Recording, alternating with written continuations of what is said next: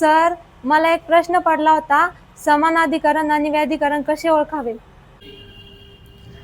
बघा विद्यार्थी मित्रांनो, आता या मुलीने प्रश्न केला की सर, समानाधिकरण आणि व्याधिकरणामध्ये काय फरक आहे. लक्षात घ्या, सामासिक शब्दामध्ये जेव्हा आपल्याला समानाधिकरण आणि व्याधिकरण ओळखायचं तेव्हा कसं ओळखायचं. जो सामासिक शब्द आहे वक्रतुंड, वक्रतुंड हा सामासिक शब्द आहे. याची फोड करायची. वाकडे आहे तोंड ज्याचे.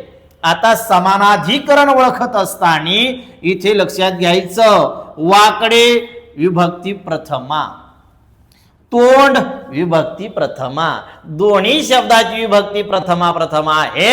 म्हणजे एकच विभक्ती असली, काय एकच विभक्ती, तेव्हा त्याला म्हणायचं समानाधिकरण.